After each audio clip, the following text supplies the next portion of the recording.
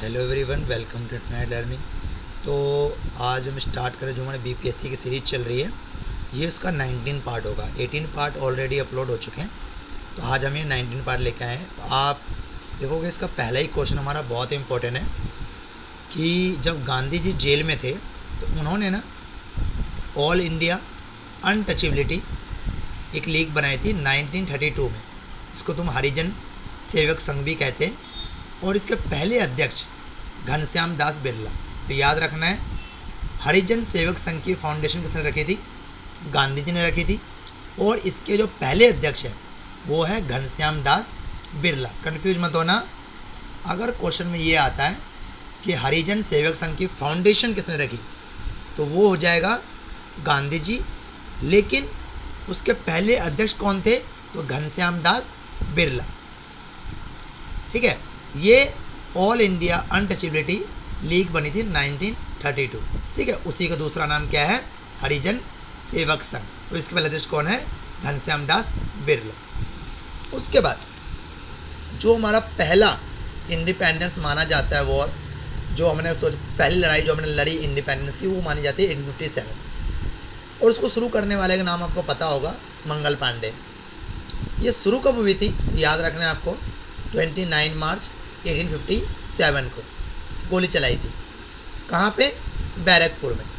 और मंगल पांडे किसके मेंबर थे? ये बहुत इंपॉर्टेंट है। Bengal native infantry 34। ये जरूर पूछा जाता है, हर बार पूछा गया एग्जाम में। जो मंगल पांडे थे वो किस रेजिमेंट के हिस्सा थे? तो बंगाल नेटिव इन्फेंट्री 34। उनको फांसी कब हुई? तो 8 अप्रैल 1857 में। ठीक है, मंगल पांडे बैरकपुर के बंगाल नेटिव इन्फेंट्री के सदस्य थे। फांसी उनको 8 अप्रैल को हुई थी। उन्होंने गोली कब चलाई थी? 29 मार्च 1857 को। अब जो सरदार वल्लभ भाई पटेल है, इनके बारे में क्वेश्चन हर बार एक नए कहीं ना कहीं एग्जाम में पूछा जाता है। सरदार वल्लभ भाई पटेल को सरदार की उपाधि किसने दी? तो उसको फेमस तो गांधी जी ने करा था, लेकिन सरदार की जो उपाधि थी वो उनको वहाँ की महिलाओं ने दिया था। जो ये इन्होंने करा था ना, सरदार वल्लभ भाई पटेल ने जो अहमदाबाद में हुआ था, तो वहीं पे इनको सरदार वल्लभ भाई पटेल को सरदार की उपाधि दी थी। फेमस गांधी जी ने की, लेकिन इनको महिलाओं ने सरदार की उपाधि दी थी वहाँ की। ठीक है, अहमदाबाद मिल वर्कर्स में जो हुआ था। और इनका जो बर्थडे है वो 31 अक्टूबर को आता है और राष्ट्रीय एकता दिवस के रूप में माना जाता है। और ये यूनिफायर ऑफ इंडिया भी हैं, आयरन मैन ऑफ इंडिया भी हैं, और इंडियन बिस्मार्क भी इनको कहा जाता है। तो बहुत कुछ इंपॉर्टेंट इनके बारे में है। सरदार वल्लभ भाई पटेल को सरदार की उपाधि को फेमस किसने करी? गांधी जी ने। बर्थडे कब आता है? 31 अक्टूबर को। इनको यूनिफाइड से मतलब राष्ट्रीय एकता दिवस भी मनाया जाता है 31 को। जिस दिन बर्थडे है उस दिन मनाया जाता है। यूनिफायर ऑफ इंडिया भी कहा जाता है, आयरन मैन ऑफ इंडिया भी कहा जाता है, इंडियन बिस्मार्क भी कहा जाता है। कितना कुछ इनके बारे में जानने को मिल रहा है। ठीक है, चलो आगे बढ़ते हैं। अब जो हमारा अगला क्वेश्चन है कि यूनिफायर ऑफ, जैसे इनको कहा जाता है सरदार वल्लभ भाई पटेल को यूनिफायर ऑफ इंडिया, ऐसे यूनिफायर ऑफ जर्मन भी है, जर्मनी, वो बिस्मार्क को कहा जाता है यूनिफायर ऑफ जर्मनी। वहीं से नाम मिला था इंडियन बिस्मार्क सरदार वल्लभ भाई पटेल को। ठीक है, यूनिफायर ऑफ जर्मनी बिस्मार्क को कहा जाता था 1881 में, यूनिफायर ऑफ जर्मनी। अब हु वॉज बॉर्न इन 1902 इन सीताबद्रिया बिहार? ठीक है ना, यहाँ ये इनका नाम था जयप्रकाश नारायण। और इन्होंने लोकनायक, और इन्होंने बहुत मतलब इनका बहुत बड़ा योगदान भी है। जो सारे एक चले थे, जैसे कि JDU RJD सब सारी पार्टियाँ बनी है। ठीक है ना, वो सब इन्हीं के नाम लेके ही बनी है। और वो सारी पार्टियाँ देखोगे तो आप इनको फॉलो करती है, जयप्रकाश नारायण को। और इनका बॉर्न हुआ था 1902 में। ठीक है ना, कहाँ? सीताबद्रिया बिहार में। ठीक है, और जयप्रकाश नारायण का जन्म हुआ था 11 अक्टूबर को। और इनको लोकनायक भी कहा जाता है। ठीक है, ये क्वेश्चन जरूर पूछा था, बिहार का लोकनायक किसे कहा जाता है? तो जयप्रकाश नारायण को। बिहार का लोकनायक किसे कहा जाता है? तो जयप्रकाश नारायण को। अब कर्पूरी ठाकुर, कर्पूरी ठाकुर जो है ना, ये 2 बार कार्यकाल रहा इनका सीएम का। ठीक है, और ये 11th सीएम थे 1970 से 1971 और 77 से 79, 2 बार CM रहे ये।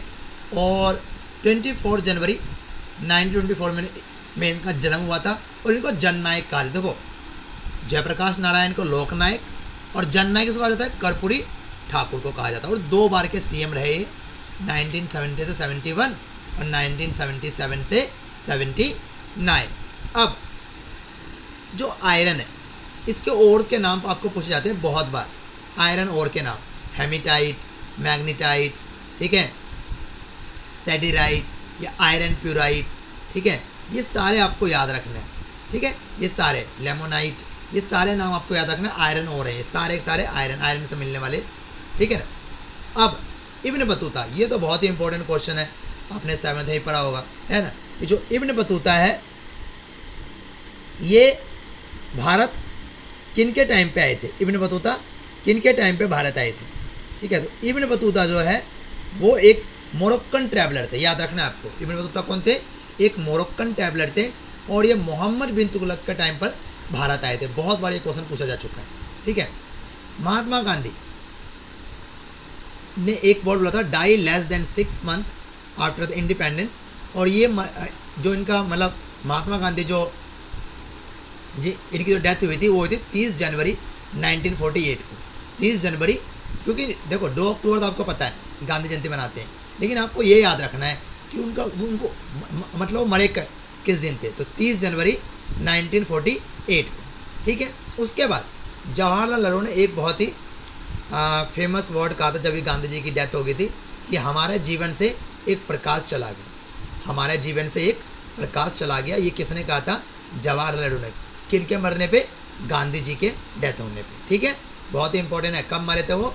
30 जनवरी 1948 को, ठीक है ना। इंडिपेंडेंस से कुछ ही मतलब मान लो कि लेस देन 6 मंथ ही हुआ होगा, ठीक है। चलो अगले क्वेश्चन में चलते हैं। अब एक चीज़, ये क्वेश्चन काफ़ी बार पूछा गया है कि जो रेट ऑफ टेम्परेचर होता है ये राइज होता है, ठीक है, और जब आप ऊपर की तरफ जाते हैं ना तो टेम्परेचर डिक्रीज होता है, जब आप नीचे की तरफ आते हैं टेम्परेचर इंक्रीज होता है, ठीक है। तो 1 डिग्री बढ़ जाएगी अगर आप 32 मीटर नीचे की तरफ जाते हैं, ठीक है ना, 1 डिग्री, और डिक्रीज हो जाएगी अगर 165 मीटर नीचे की तरफ आते हैं। याद रखना है आपको, इसमें याद रखना है आपको कि rate of temperature rise with the depth from the surface of the earth, ठीक है ना, इंटीरियर ऑफ द अर्थ। अगर आप नीचे की तरफ जाते हैं तो टेम्परेचर इंक्रीज होगी, मतलब गर्मी ज़्यादा लगेगी, और ऊपर की तरफ जाते हैं तो टेम्परेचर डिक्रीज होती है। तो अगर आप 32 मीटर ऊपर जाते हैं तो आपका टेम्परेचर 1 डिग्री कम हो जाएगा, और 165 मीटर नीचे जाता है तो आपके टेम्परेचर 1 डिग्री बढ़ जाएगा। दोनों याद रखना है आपको, 32 मीटर पे 1 डिग्री का इंक्रीज होगा और 165 मीटर पे 1 डिग्री का डिक्रीज होगा। लेकिन हमारे जो लिथोस्फीयर है ना, क्रस्ट है, क्रस्ट से हमारे लिथोस्फीयर से अगर 1 डिग्री ऊपर, मतलब आपको 32 मीटर ऊपर जाते हैं तो 1 डिग्री बढ़ जाएगा, और लिथोस्फीयर से आप अगर 165 मीटर नीचे जाते हैं तो 1 डिग्री टेम्परेचर आपका इंक्रीज हो जाएगा। ऊपर की तरफ में घटता है, नीचे की तरफ में बढ़ता है टेम्परेचर, ठीक है। चलिए, लास्ट मुगल एम्परर का नाम याद आपको रहेगा, बहादुर शाह जफर, और इनके बाद किसी को भी एम्परर नहीं माना जाएगा। ये बात किसने कही थी? लॉर्ड कैनिन ने। ये बात किसने कही थी? लॉर्ड कैनिन ने। कब? 1856 में, ठीक है ना।